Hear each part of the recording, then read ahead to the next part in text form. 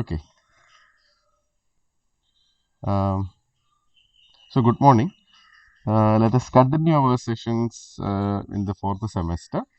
And during the last 2 months, we couldn't interact properly. But even before that, we had started our portions from literary criticism, and our concentration was on the third module, that is literary criticism, 20th century literary critics. And among the 20th century, major 20th century literary critics, my portion is actually limited to three major areas. One is the critical writings or criticism of I.A. Richards, his practical criticism, and then F.R. Lewis, that is the second portion. And in the third part, we will be talking on formalism and different versions of formalism. And we have already started talking about I.A. Richards' various ideas in criticism, including poetry, his ideas or his version of poetry and communication, the purpose of poetry and communication, or how poetry communicates, then practical criticism, by practical criticism as a practice and also as a book, and then the four kinds of meaning, then science and scientific and emotive uses of language. So these are some of the major areas I.A. Richards has touched, and we will be looking at, we will be trying to get a brief overview of what I.A. Richards was actually trying to do, and the to take a revision. Practical criticism. This is Ivor Armstrong Richards, and he was a poet, dramatist, and a major figure in the 20th century literary criticism.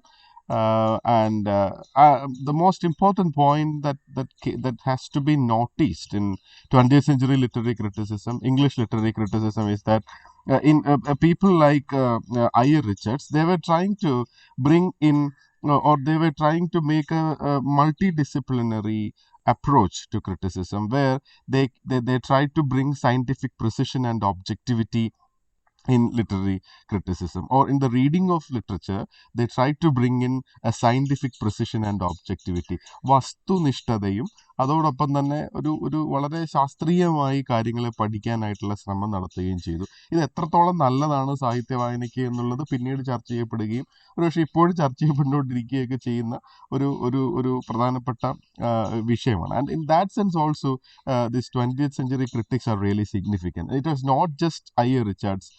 Even F.R. Lewis was also trying to bring in a new form of criticism that was really culture specific.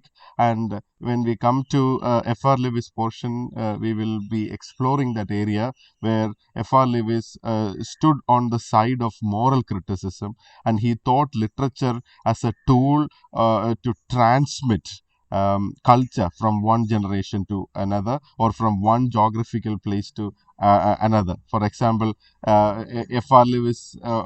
Lewis was really fundamental in transmitting the English culture to all the commonwealths. അതായത് ഈ പറഞ്ഞ ഇംഗ്ലണ്ടിന്റെ കോളനികളായിരുന്ന പ്രദേശങ്ങളിലൊക്കെ English ഇങ്ങനെ വ്യാപിക്കുന്നതിലൊക്കെ വളരെ പ്രധാനപ്പെട്ട English ഒരു discipline എന്നുള്ള നിലയിൽ, ഒരു അക്കാഡമിക് ഡിസിപ്ലിൻ എന്നുള്ള നിലയിലൊക്കെ ഇങ്ങനെ വ്യാപിക്കുന്നതിൽ പ്രധാനപ്പെട്ട റോൾ എടുത്ത ആളുകളാണ് I.A. റിച്ചാർഡ്സ് ആണെങ്കിലും F.R. ലെവിസ് ആണെങ്കിലും മാത്യു അർണോൾഡ് ആണെങ്കിലും. ഇത്തരത്തിലുള്ള ഈ 19-20 നൂറ്റാണ്ടുകളിൽ ഉണ്ടാവുന്ന പ്രധാനപ്പെട്ട ലിറ്റററി ക്രിറ്റിക്സിന്റെ ഒക്കെ ഒരു പ്രധാനപ്പെട്ട കോൺട്രിബ്യൂഷൻ ആ അർത്ഥത്തിലാണ് വരിക.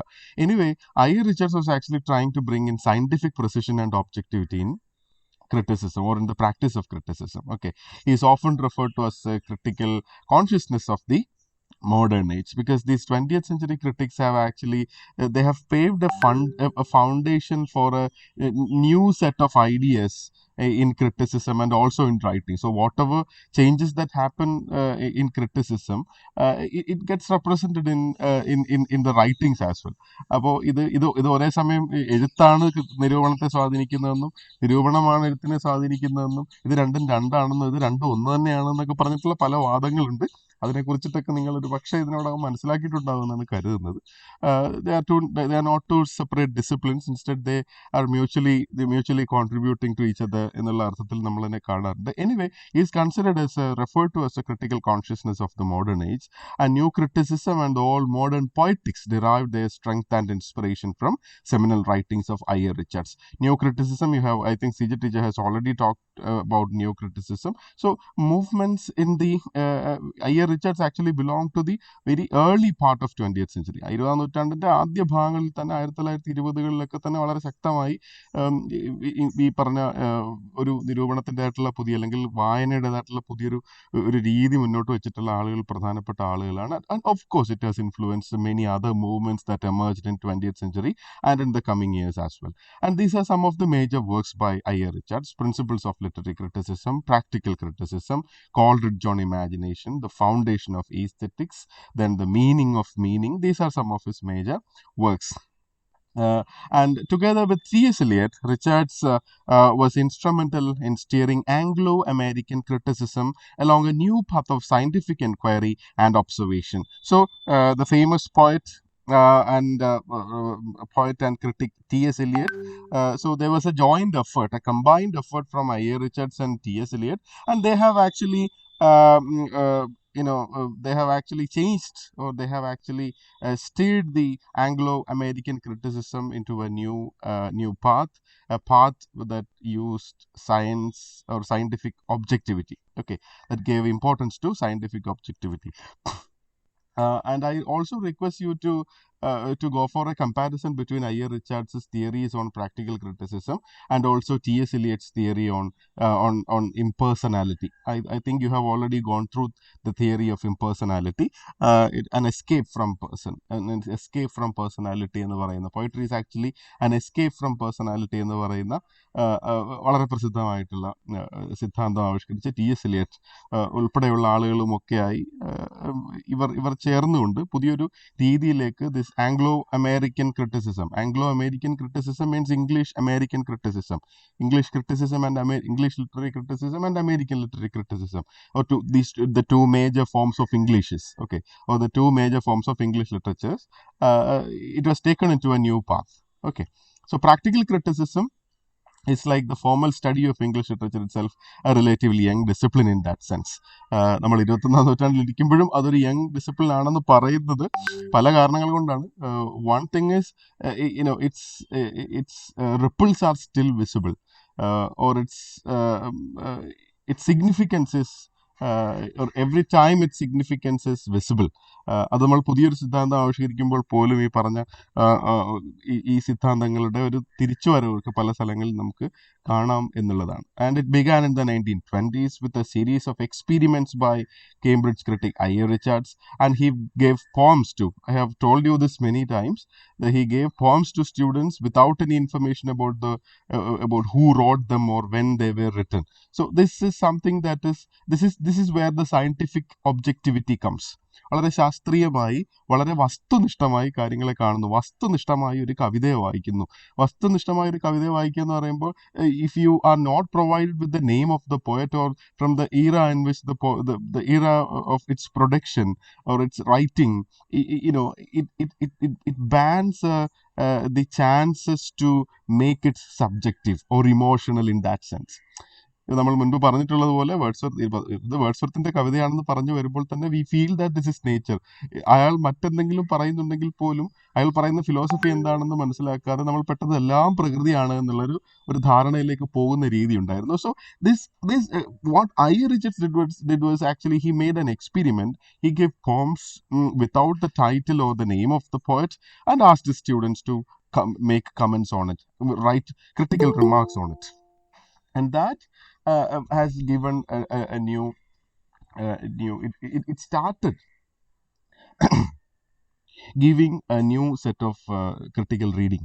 Okay, because the students had a different take on many of the leading poems of English literature, or വളരെ വളരെ ഉദാത്തമെന്ന് കരുതുന്ന പല കവിതകളും അത്ര സമ്മിശ്ര പ്രതികരണത്തോടു കൂടിയാണ് വിദ്യാർത്ഥികൾ അതിൽ പ്രതികരിക്കുന്നത്, അല്ലെങ്കിൽ അതിൻ്റെ ഒരു നിരൂപണം തയ്യാറാക്കുന്നത്. അപ്പോൾ അതിൽ നിന്ന് തന്നെ it shows that the major purpose of this project is to show that there is nothing sacred in a particular era. ഒരു പ്രത്യേക കാലത്തിൽ മാത്രം വിളഞ്ഞു നിൽക്കുന്ന ഒരു പഴമല്ല കവിതയെന്നും, മറിച്ച് ഇത് ഓരോ കാലത്തിലും ഓരോ വായനകൾക്ക് വിധേയമാകുമ്പോൾ വ്യത്യസ്തമായിട്ടുള്ള വായനാനുഭവങ്ങൾ തരുന്നതാണ് എന്നും, പലപ്പോഴും ഈ പറഞ്ഞ ഏറ്റവും വലുത് എന്ന് പറഞ്ഞൊരു കവി ഇല്ല എന്നും ഒക്കെയുള്ള പറച്ചിലാണ്. And if you go for a deep analysis, what happens is this project has an antithesis, or it has a negative effect where we are not allowed to look at the specific historical context in which this poem is coming. അപ്പോൾ ഏതെങ്കിലും ഒരു കാലഘട്ടത്തിന്റെ മേന്മ എന്നതിനപ്പുറം ഏത് ചരിത്ര പശ്ചാത്തലത്തിൽ നിന്നാണ് ഒരു കവിത ഉണ്ടായി വരുന്നത് എന്നുള്ളൊരു നോട്ട് യഥാർത്ഥത്തിൽ റദ്ദ് ചെയ്യപ്പെടുന്നു എന്നുള്ളത് പ്രാക്ടിക്കൽ ക്രിറ്റിസിസത്തിന്റെ ഒരു പ്രധാന പ്രശ്നമായി നമ്മൾ വളരെ ഡീപ്പായിട്ടുള്ള ഒരു അനാലിസിസ് നമുക്ക് മനസ്സിലാക്കേണ്ടതുണ്ട്. But now we are looking at this peripherally, or as an approach that bloomed in the 20th century, early part of 20th century. Okay, now practical criticism of 1929 reported and analyzed the results of this experiment. Okay, so there was a book which came in 1929 with the name Practical Criticism. അപ്പോൾ ഈ practical criticism, ഇത്ര നേരം നമ്മൾ പറഞ്ഞത് practical criticism എന്ന് പറയുന്നത് പ്രായോഗികമായൊരു criticism എന്നുള്ളൊരു approach എന്നുള്ള നിലയിലാണ്. ഇപ്പോൾ ഞാൻ പറഞ്ഞത് practical criticism, this blue words is actually a book that was published in 1929 that contained the reports of this experiment. Okay, and the purpose of this practical criticism was close analysis. വളരെ സൂക്ഷ്മമായ അടുത്ത് നിന്നുള്ളൊരു വായന എന്നുള്ള, വളരെ അടുത്ത close ആയിട്ടുള്ളൊരു വായന എന്നുള്ള നിലയിലാണ് പ്രാക്ടിക്കൽ ക്രിറ്റിസിസം മുന്നോട്ട് വെച്ചത്. And as you know, this point, by responding to all the currents of emotion and meanings in the poem and passages of prose which they read, the students were to achieve what Richards called an organized response. So the purpose was to bring in an organized response from students. Okay, and we need to remember the name of William Empson in his famous book The 7 Types of Ambiguity, that was published in 1930.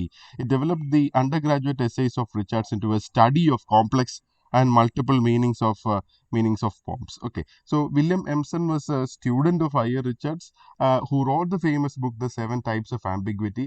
7 Types of Ambiguity കുറിച്ചിട്ട് നിങ്ങൾ already അടുത്ത സെഷനിൽ നിങ്ങൾ വായിച്ചിട്ടുണ്ട് എന്ന് കരുതുന്നു.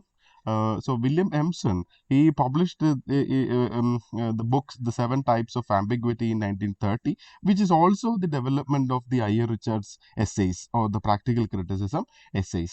And I.A. Richards, as mentioned in the first points, in the first part itself, his works had profound impact on critical movements such as New Criticism, the exponent of which tended to see poem as an elaborate structure of complex meanings. New Criticism ഉൾപ്പെടെയുള്ള പുതിയ മൂവ്മെന്റുകളിലേക്ക് ഉള്ള അതിൻ്റെയൊക്കെ വളർച്ചയ്ക്ക് വളരെ പ്രധാനപ്പെട്ട ഒരു role യഥാർത്ഥത്തിൽ ഈ പ്രാക്ടിക്കൽ ക്രിറ്റിസിസത്തിൽ നമുക്ക് കാണാൻ കഴിയും എന്നതാണ്.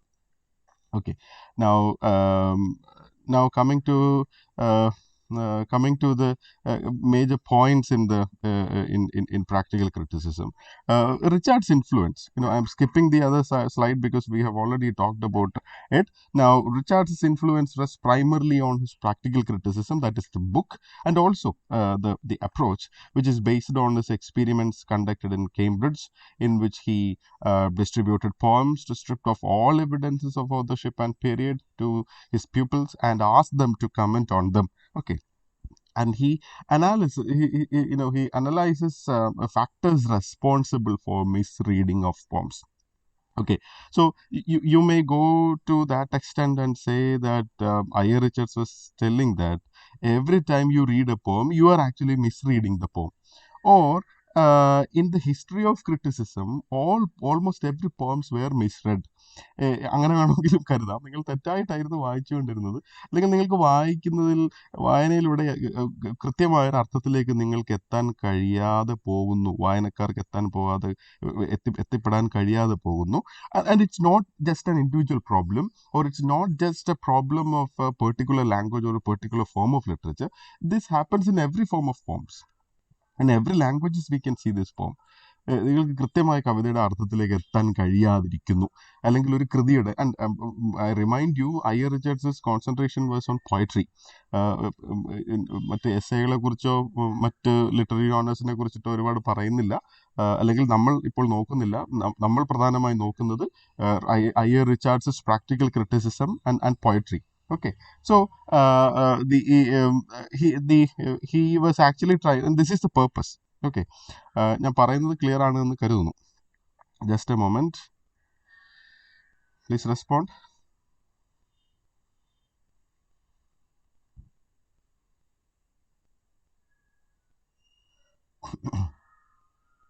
Yes, fine. No so difficulties in reading poetry, ഇങ്ങനെയാണ് ഒരു പക്ഷേ നമ്മൾ പ്രാക്ടിക്കൽ ക്രിറ്റിസിസത്തിന്റെ, or what was the philosophy of practical critics, or what was the philosophy of I. Richards in that sense. And it can be grouped into a series of points, a series of 10 points in fact, and let us see them individually. First, എന്തിനെ കുറിച്ചാണ് നമ്മൾ പറയാൻ നോക്കൂ? Factors responsible for misreading of poems. ഇപ്പൊ കവിത തെറ്റായി വായിക്കുന്നതിനർത്ഥം കവിതയ്ക്ക് യഥാർത്ഥത്തിൽ ഒരർത്ഥം ഉണ്ടെന്നും ഒന്നുമല്ല, മറിച്ച് കവിതയുടെ ഒരു അർത്ഥത്തെ നമുക്ക് പൂർണ്ണമായി സ്ട്രെയിറ്റായി മനസ്സിലാക്കുന്നതിൽ പലതരത്തിലുള്ള തടസ്സങ്ങൾ നിലനിൽക്കുന്നുണ്ട്. ആ തടസ്സങ്ങൾ ഇപ്പോൾ ചിലത് സ്വാഭാവികമായി ഉണ്ടായതാണ്, ചിലത് നമ്മളുടെ പ്രാക്ടീസിൽ നിന്ന് രൂപപ്പെടുന്നതാണ്, ചിലതൊരു പക്ഷേ ഒരു ചരിത്രപരമായി രൂപപ്പെട്ട പ്രശ്നമാവാം, മറ്റു ചിലത് തികച്ച് സാങ്കേതികമായ പ്രശ്നങ്ങളാകാം. Whatever it is, there are many reasons or many hurdles or many points that can determine the reader's understanding of a particular poem. Okay, so it falls under this category, or a series of 10 points are included. അതിൽ ഏതൊക്കെയാണെന്ന് നോക്കൂ. The first is the difficulty of making out the plain sense of poetry. See, when you read a poem, we don't look at the plain sense of the poem. Instead, we want to make things complicated. അല്ലെങ്കിൽ കവിതയ്ക്ക് വളരെ സങ്കീർണമായ ഒരു അർത്ഥമുണ്ടെന്ന് ഒരു പക്ഷേ നമ്മൾ മുൻധാരണ നമ്മൾക്കുണ്ട് എന്നുള്ളതാവാം ഒരു പക്ഷേ the major difficulties. Or the first difficulty is that first is the difficulty of making out the plain sense of the poetry. വളരെ പ്ലെയിൻ ആയിട്ടുള്ള, വളരെ സ്ട്രെയിറ്റ് ആയിട്ടുള്ള അർത്ഥത്തിലേക്ക്, കവിതയുടെ സ്ട്രെയിറ്റ് ആയിട്ടുള്ള അർത്ഥത്തിലേക്ക് എത്താൻ പലപ്പോഴും വായനയിലൂടെ കഴിയാതെ പോകുന്നു എന്നത് ഒരു പ്രശ്നമാവും. See, I'm not telling you that all individuals have this problem, but it varies from person to person, or from culture to culture, or from time to time. ഇപ്പം നമ്മൾ ഇന്ന് 8ാം ക്ലാസ്സിൽ പഠിക്കുമ്പോൾ നമ്മൾ വായിക്കുന്ന പോലെ അല്ല നമ്മൾ 10ാം ക്ലാസ്സിൽ എത്തിയതിനു ശേഷം വായിക്കുന്നത് എന്നുള്ളൊരു വ്യത്യാസം യഥാർത്ഥത്തിൽ അവിടെ ഉണ്ട്. പക്ഷേ we fail to make out the plain sense of poetry. That is one hurdle. And the second point is, words have a movement and many have a rhythm, even when read silently. And many a reader of poetry cannot naturally perceive this. See, when you read a poem, are we really reading the poem? And are we really getting the rhythm of the poem? ഈ കവിതയ്ക്ക് ഒരു തരം താളാത്മകതയുണ്ട്. യഥാർത്ഥത്തിൽ നമ്മൾ എല്ലാവരും വായിക്കുമ്പോൾ, ഇത് നിങ്ങൾ ഇംഗ്ലീഷിനെ കുറിച്ച് മാത്രമല്ല പറയുന്നത്, B it in any language. See, there is a rhythm of poetry, or rhythm in poetry, which the reader should understand, or there should be a common point where the rhythm of the poem and the way the reader reads and understands the rhythm, they meet at a particular point. If this meeting point is not coming, then you won't be able to understand the real sense of the poem, അല്ലെങ്കിൽ you won't be able to understand the poem. അതുകൊണ്ട് തന്നെ കവിത മനസ്സിലാക്കുന്നതിൽ കവിതയുടെ ഈ താളം, വാക്കുകളുടെ താളം കൃത്യമായി മനസ്സിലാക്കുന്നതിന് പ്രധാനപ്പെട്ട സ്ഥാനമുണ്ട് എന്നുള്ളതാണ് പറയുന്നത്. And there are difficulties presented by imagery, principally visual imagery in poetic reading.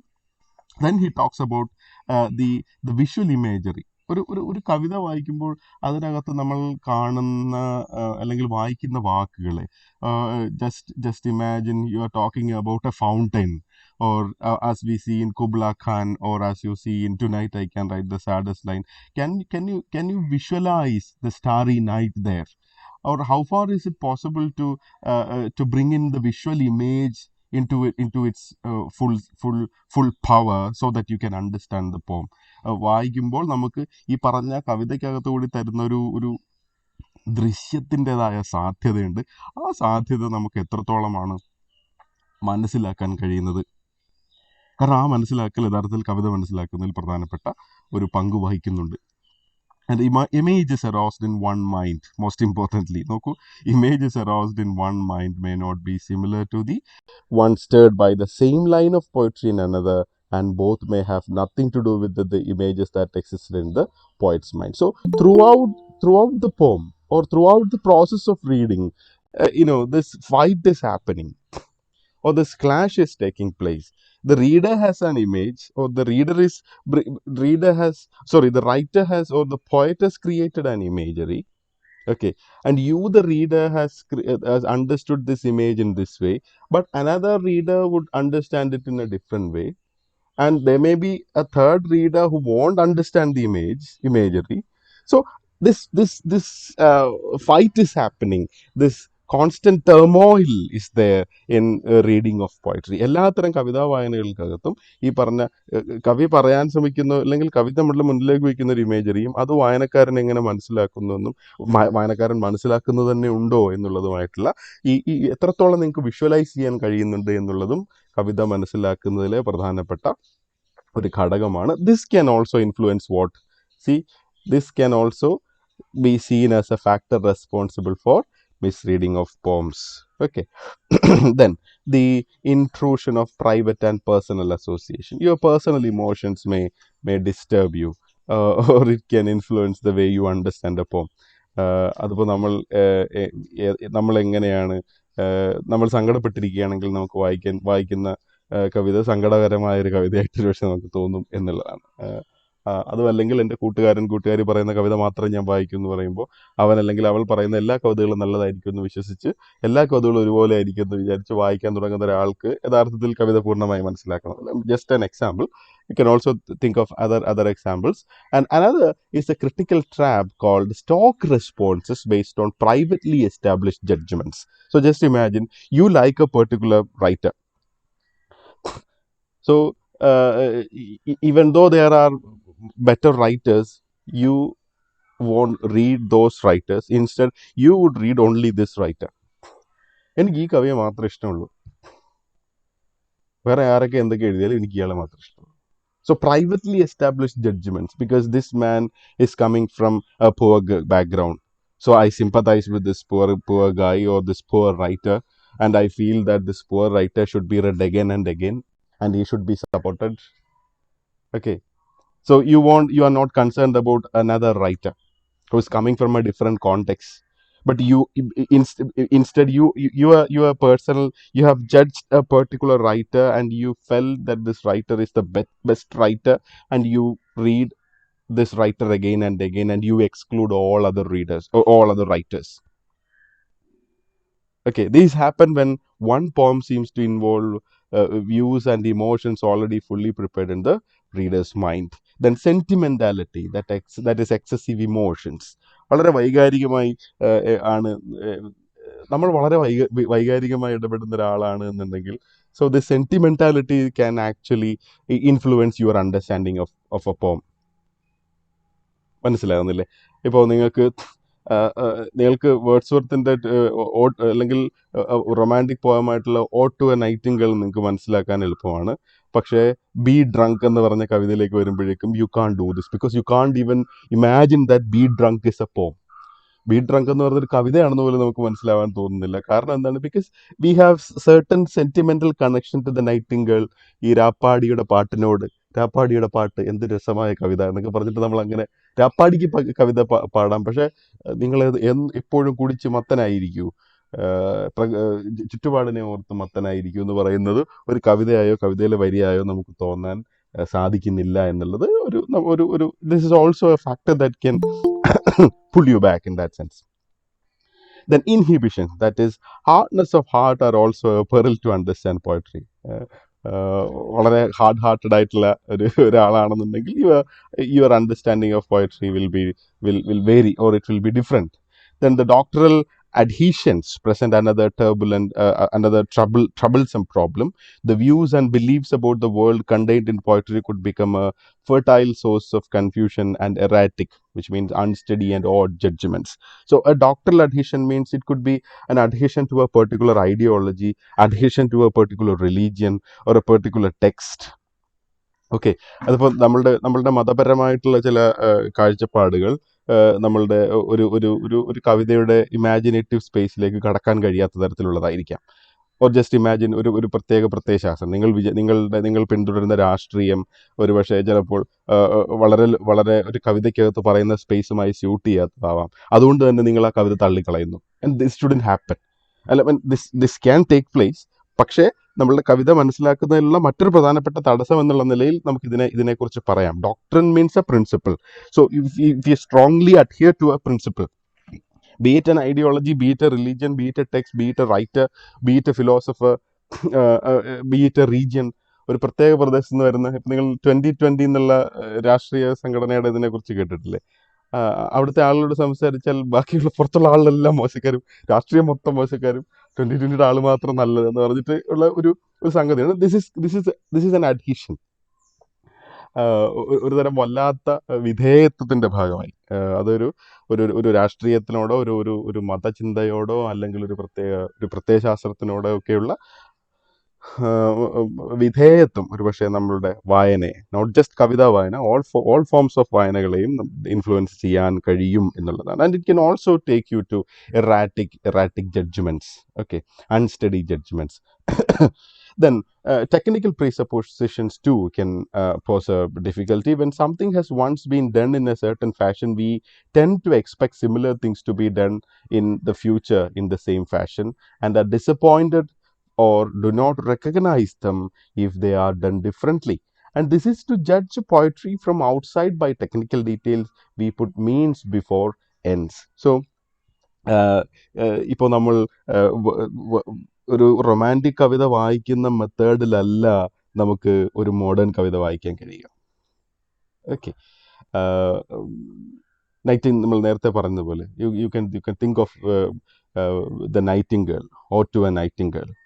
And what is the method, or what is the methodology we follow when we try to read the poem Ode to a Nightingale, and how is it different from a modern day poem? ഒരു ആധുനിക കവിതയെ നമ്മൾ വായിക്കുന്നതിലുള്ള രീതിശാസ്ത്രവും ഒരു ഒരു romantic കവിത വായിക്കുന്നതിലുള്ള രീതിശാസ്ത്രവും തമ്മിൽ വ്യത്യാസപ്പെട്ടിട്ടുണ്ട്.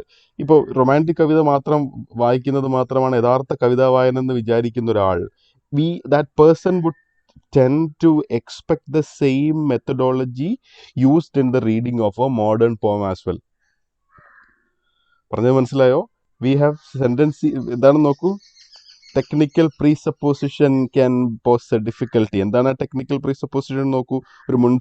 ചില മുൻധാരണകൾ കവിതാ വായനയെ തടസ്സപ്പെടുത്താം. എന്താണെന്ന് നോക്കൂ. When something has once been done in a certain fashion. Okay. So just imagine, എങ്ങനെ ഇപ്പൊ കവിതയിൽ നിന്ന്, കവിയെക്കുറിച്ചിട്ടുള്ള ഇൻട്രൊഡക്ഷനിൽ നിന്ന് നിങ്ങൾ കവിതയിലേക്ക് വരികയാണോ ചെയ്യുന്നത്, അതോ കവിത വായിച്ചിട്ട് നിങ്ങൾ കവിയെക്കുറിച്ച് പറയുകയാണോ ചെയ്യുന്നത്?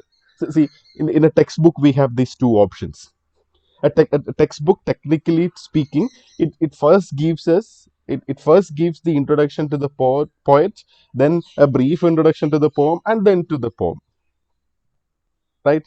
So just imagine a teacher is coming and directly going to the poem, and after that he is boiling the poem to that point where you feel the politics, you feel the forces that has controlled the poet to write in this way.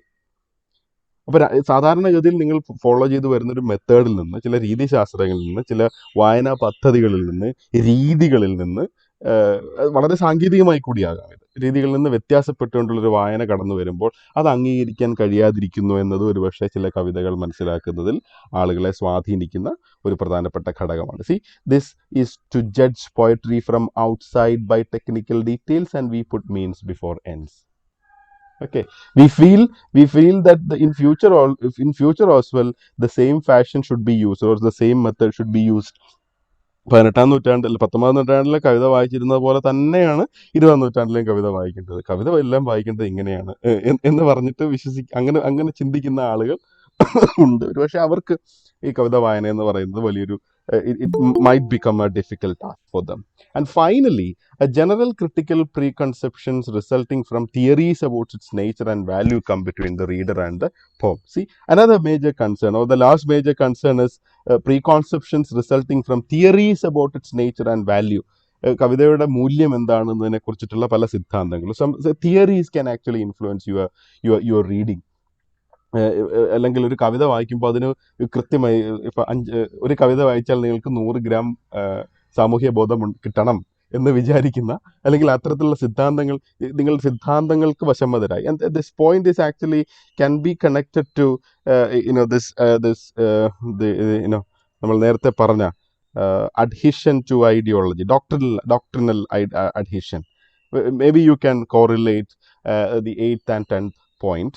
കാരണം ഇത് രണ്ടും ഒരുപക്ഷെ ഒരേ വിഷയത്തെക്കുറിച്ച് തന്നെയാണ് പറയുന്നത്. Because you are predetermined, or you are programmed in such a way that you give importance to theory, or certain methods in your value judgments. So what happens is, once you read a poem in the light of a particular theory, you will be giving importance to the theory, and how what we gain from the poem, that will be the concern.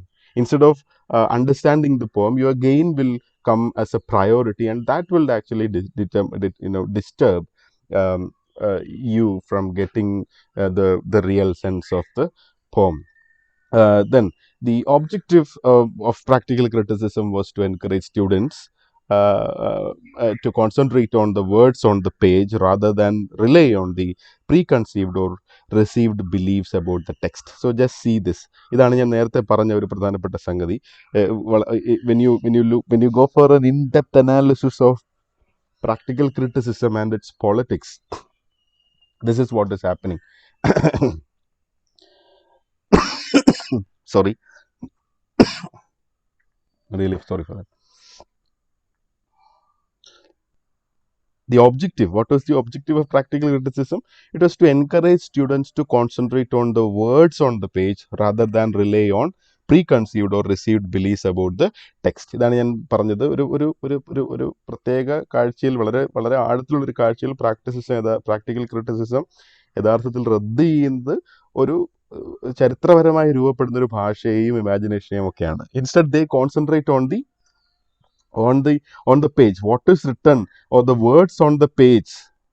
എന്താണ് ഇതിൽ എഴുതിയിട്ടുള്ളത്, അതിലെ വാക്കുകൾക്ക് മാത്രം പ്രാധാന്യം കൊടുക്കുകയും ആ വാക്ക് രൂപപ്പെട്ടു വന്ന ചരിത്ര പശ്ചാത്തലത്തിലേക്ക് ഇറങ്ങാതിരിക്കുകയും ചെയ്യുന്നു എന്നുള്ള ഒരു വലിയ പ്രശ്നം പ്രാക്ടിക്കൽ ക്രിറ്റിസിസത്തിനകത്തുണ്ട്. But still it has actually brought in a scientific objectivity in the all discourse of criticism.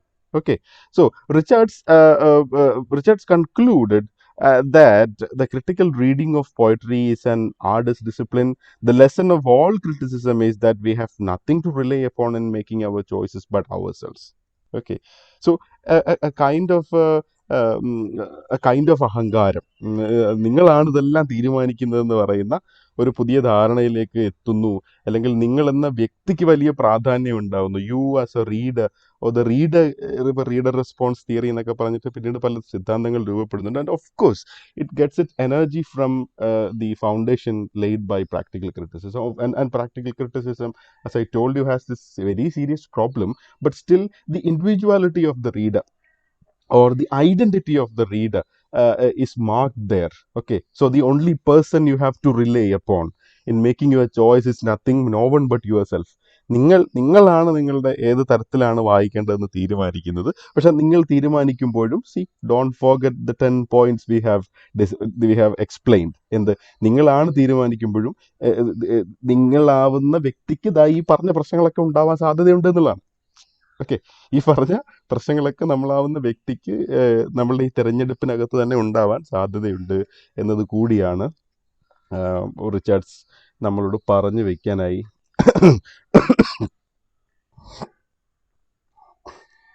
ശ്രമിക്കുന്നത് എന്നുള്ളതാണ്. Okay, now what are his ideas regarding poetry, society and the individual? And of course it is connected to the previous session, but still, poetry, society and the individual.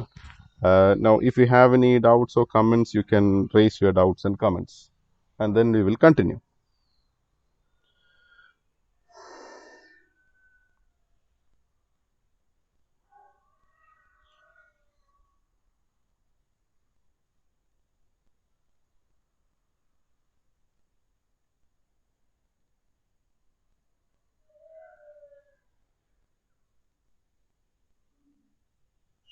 Do you follow? Sir ആ പറയൂ. Sir നമ്മൾ ഈ exam പേപ്പറിൽ ചെയ്യുന്ന ഈ എക്സാമിന് question വരാറുണ്ടല്ലോ സാധാരണ, ആ അപ്രീസിയേഷൻ എന്നൊക്കെ പറഞ്ഞിട്ട് അതെ പോയട്രിയുടെ. അതെ, അത് ശരിക്കും ഈ പ്രാക്ടിക്കൽ ക്രിറ്റിസിസത്തിന്റെ ഒരു മോഡലല്ലേ ചെയ്യുന്നത്? കാരണം നമുക്ക് ആ കവിതനെ exactly കുറിച്ച്. Manas. Yes. See, that is the purpose of that question. Practical criticism ചോദിക്കുമെന്ന് പറയുമ്പോൾ, and not just in poetry, in prose as well, this type of questions can be asked. ഒരു അപ്രീസിയേഷൻ തയ്യാറാക്കൂ, അല്ലെങ്കിൽ എന്താണ് ക്രിട്ടിക്കലി ഇവാലുവേറ്റ് എന്നൊക്കെ പറഞ്ഞിട്ട് നമ്മളോട് പറയുമ്പോൾ, അല്ലെങ്കിൽ ഒരു അപ്രീസിയേഷൻ തയ്യാറാക്കൂ എന്ന് പറയുമ്പോൾ, see it's not the summary writing. ഇതായിരുന്നു ഞാൻ നിങ്ങളോട് ഫസ്റ്റ് സെമ്മ് തൊട്ടേ നിങ്ങളോട് പറയുന്നൊരു പ്രധാനപ്പെട്ട പോയിന്റ് ഇതാണ്. നിങ്ങൾ ഓർക്കുന്നുണ്ടെന്ന് കരുതുന്നു. When you are asked to write on something, or when you are asked to make a critical appreciation, it's not a summary writing. കാരണം വെറുതെ നിങ്ങൾ സമ്മറി എഴുതാന്ന് പറയുന്നത് എല്ലാവരും എഴുതുന്ന ഒരുപോലെ ആയിരിക്കും. ഓക്കെ, എല്ലാവർക്കും ഒരേപോലെ സമ്മറി എഴുതാൻ പറ്റിയേക്കും. പക്ഷേ you as when you place yourself as a reader, and if you consider all these points or all these influences that can determine your understanding of a poem, then the whole practice of appreciation will be different. And there you won't be given the title of the poem or the title of the story, the right name of name of the writer, അല്ലെങ്കിൽ ഏത് സമയത്ത് നിന്നാണ് വരുന്ന കവിതയാണ്, കഥയാണ്, അതൊന്നും പറയില്ല. Okay, so you have this freedom and you should exploit that freedom, not exploit, explore that freedom. അതാണ് ഈ പറഞ്ഞ പ്രാക്ടിക്കൽ ക്രിറ്റിസിന്റെ ചോദ്യങ്ങളിൽ യഥാർത്ഥത്തിൽ അതിന്റെ ഒരു പേർപ്പസ് അത് തന്നെയാണ്. മന്നാസ്. Yes. Okay sir. Okay. And now, shall we continue?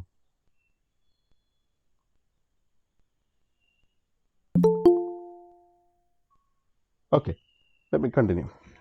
Now, now I.A. Richards' ideas on poetry, society, and the concept of the individual, and poetry and communication. What is the purpose of poetry and how poetry communicates? So, in the Principles of Literary Criticism, Richards established the nature and value of poetry. Okay, and according to Richards, the science that unearths the secrets of literature is psychology. Hmm. So don't forget the point we have already mentioned, that the practical critics were actually bringing in scientific objectivity. അതിനെക്കുറിച്ച് നമ്മൾ already പറഞ്ഞു കഴിഞ്ഞു. Sorry for such disturbance. And according to him, the science that unearths the secret of literature is psychology. അതായത് സാഹിത്യ വായന എന്ന് പറയുന്ന, അല്ലെങ്കിൽ വായനാനുഭവത്തെ തീരുമാനിക്കുന്നതിന് നമ്മളുടെ മനസ്സിന്, അല്ലെങ്കിൽ അവസ്ഥയ്ക്ക്, മാനസികാവസ്ഥയ്ക്ക്, അല്ലെങ്കിൽ നമ്മളുടെ how you are oriented psychologically, that will definitely has an influence. And he first examines the workings of human minds itself to find out a psychological theory of value. So when you talk about the value of a poem, this value system is actually related to human psychology. Okay, അല്ലെങ്കിൽ സാമൂഹ്യ മനഃശാസ്ത്രത്തോടും അല്ലെങ്കിൽ individual മനഃശാസ്ത്രത്തോടും ഒരേപോലെ ബന്ധപ്പെട്ടിരിക്കുന്നു എന്നത് കൂടിയാണ് ഈ പറയുന്നത്. And he first examines the working of a human mind itself to find out a psychological theory of value.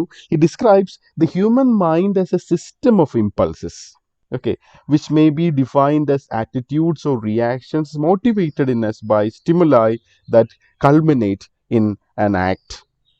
Okay, so he talks about impulses, how a particular poem can bring certain impulses in you. നിങ്ങളുടെ ഉള്ളിൽ ചില പ്രത്യേക തരത്തിലുള്ള മാറ്റങ്ങൾ, ചില പ്രത്യേക തരത്തിലുള്ള ത്വരകൾ ഉണ്ടാക്കുന്നതിന് എങ്ങനെയാണ് ഒരു സാഹിത്യകൃതി സഹായിക്കുന്നത് എന്നുള്ളതാണ്. Okay, so a poem or a work of art in that sense becomes a stimuli that can create certain impulses in you. Okay, and these impulses are conflicting instincts and desires, and wants, or appetencies, as Richards called them, as opposed to aversions in human mind. Okay, and they pull in different directions and cause uneasiness to the human mind, which looks to achieve order or poise through the satisfaction of appetencies. And the mind experiences a state of poise only when these emotions organized to follow a common course. Okay. And but with each new experience, the whole system is disturbed, and the human mind has to adjust or readjust the impulses in a new way to achieve the desired system of poise. And to achieve this poise, some impulses are satisfied and some give way to others and are frustrated. And the ideal state will be when all the impulses are fully satisfied. But since this is rarely possible, the next best state is when the maximum number of impulses are satisfied and the minimum are frustrated.